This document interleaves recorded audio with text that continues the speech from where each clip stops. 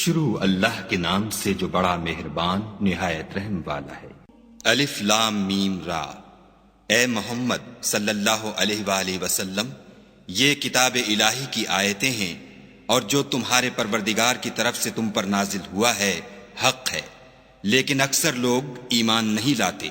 خدا وہی تو ہے جس نے ستونوں کے بغیر آسمان جیسا کہ تم دیکھتے ہو اتنے اونچے بنائے، پھر عرش پر جا ٹھہرا اور سورج اور چاند کو کام میں لگا دیا، ہر ایک میعاد معین تک گردش کر رہا ہے۔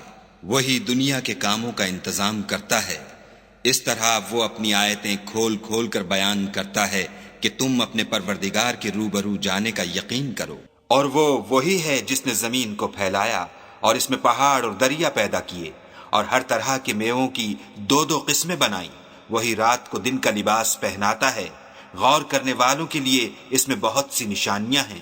اور زمین میں کئی طرح کے قطعات ہیں ایک دوسرے سے ملے ہوئے، اور انگور کے باغ اور کھیتی اور کھجور کے درخت، بعض کی بہت سی شاخیں ہیں اور بعض کی اتنی نہیں ہوتی، باوجود کہ پانی سب کو ایک ہی ملتا ہے۔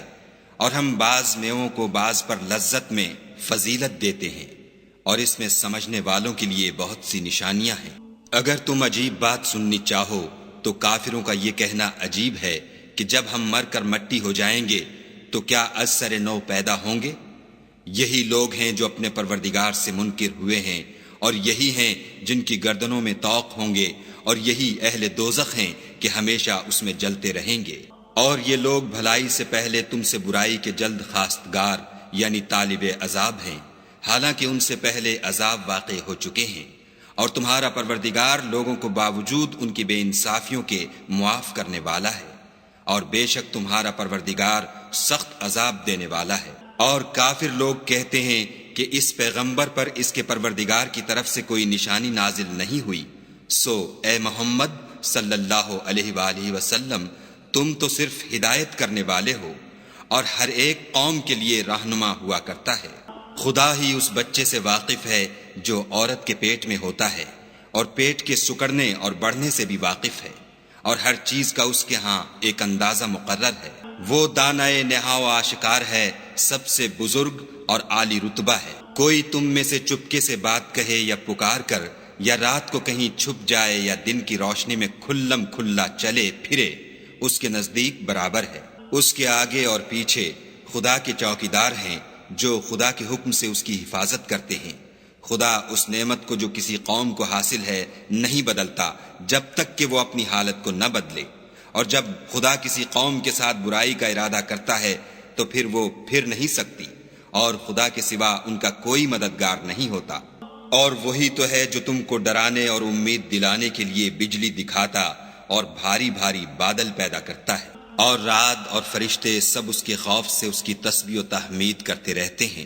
اور وہی بجلیاں بھیجتا ہے، پھر جس پر چاہتا ہے گرا بھی دیتا ہے، اور وہ خدا کے بارے میں جھگڑتے ہیں، اور وہ بڑی قوت والا ہے۔ سود مند پکارنا تو اسی کا ہے، اور جن کو یہ لوگ اس کے سوا پکارتے ہیں وہ ان کی پکار کو کسی طرح قبول نہیں کرتے، مگر اس شخص کی طرح جو اپنے دونوں ہاتھ پانی کی طرف پھیلا دے تاکہ دور ہی سے اس کے منہ تک آ پہنچے، حالانکہ وہ اس تک کبھی بھی نہیں آ سکتا۔ اور اسی طرح کافروں کی پکار بیکار ہے۔ اور جتنی مخلوقات آسمانوں اور زمین میں ہے، خوشی سے یا زبردستی سے خدا کے آگے سجدہ کرتی ہے، اور ان کے سائے بھی صبح و شام سجدے کرتے ہیں۔ ان سے پوچھو کہ آسمانوں اور زمین کا پروردگار کون ہے؟ تم ہی ان کی طرف سے کہہ دو کہ خدا۔ پھر ان سے کہو کہ تم نے خدا کو چھوڑ کر ایسے لوگوں کو کیوں کارساز بنایا ہے جو خود اپنے نفع و نقصان کا بھی اختیار نہیں رکھتے؟ یہ بھی پوچھو کیا اندھا اور آنکھوں والا برابر ہے، یا اندھیرا اور اجالا برابر ہو سکتا ہے؟ بھلا ان لوگوں نے جن کو خدا کا شریک مقرر کیا ہے، کیا انہوں نے خدا کی سی مخلوقات پیدا کی ہے جس کے سبب ان کو مخلوقات مشتبہ ہو گئی ہے؟ کہہ دو کہ خدا ہی ہر چیز کا پیدا کرنے والا ہے، اور وہ یکتا اور زبردست ہے۔ اسی نے آسمان سے میں برسایا، پھر اس سے اپنے اپنے اندازے کے مطابق نالے بہہ نکلے، پھر نالے پر پھولا ہوا جھاگ آ گیا، اور جس چیز کو زیور یا کوئی اور سامان بنانے کے لیے آگ میں تپاتے ہیں اس میں بھی ایسا ہی جھاگ ہوتا ہے۔ اس طرح خدا حق اور باطل کی مثال بیان فرماتا ہے۔ سو جھاگ تو سوکھ کر زائل ہو جاتا ہے، اور پانی جو لوگوں کو فائدہ پہنچاتا ہے وہ زمین میں ٹھہرا رہتا ہے۔ اس طرح خدا صحیح اور غلط کی مثالیں بیان فرماتا ہے تاکہ تم سمجھو۔ جن لوگوں نے خدا کے حکم کو قبول کیا ان کی حالت بہت بہتر ہوگی، اور جنہوں نے اس کو قبول نہ کیا، اگر روئے زمین کے سب خزانے ان کے اختیار میں ہوں تو وہ سب کے سب اور ان کے ساتھ اتنے ہی اور نجات کے بدلے میں صرف کر ڈالیں، مگر نجات کہاں؟ ایسے لوگوں کا حساب بھی برا ہوگا اور ان کا ٹھکانہ بھی دوزخ ہے، اور وہ بری جگہ ہے۔